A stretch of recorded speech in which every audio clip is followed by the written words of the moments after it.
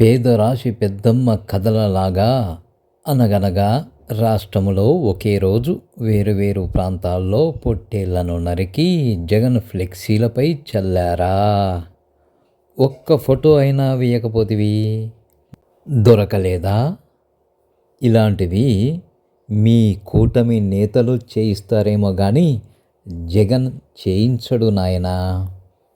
YSR CM కావాలని ఓ పిచ్చి వీరాభిమాని హైదరాబాదులో ఓ గుడిలో నాలుక కోసుకుంటే దానిని వైఎస్ఆర్ ఖండించాడు.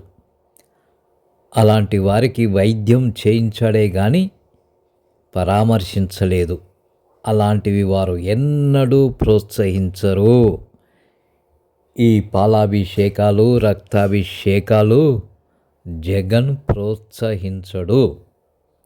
మీ కూటమికి చెందిన నేతలే ప్రోత్సహిస్తారు. అది కూడా హెరిటేజ్ పాలతో చేయమని ప్రోత్సహిస్తారు. బాబుగారికి గిట్టుబాటు కావాలి కదా. ఇక జగను ప్యాలెస్లో విశ్రాంతి తీసుకుంటూ ఉన్నాడా? సరేలే, జగన్ ఏది కట్టినా ప్యాలెస్ అని మీరు ఒప్పుకుంటున్నారు, సంతోషం. అది రిషికొండ అయినా, తాడేపల్లి అయినా, బెంగుళూరు అయినా, ఎక్కడైనా ప్యాలెస్లాగానే ఉంటాయి అని ఒప్పుకుంటున్నారు కదా.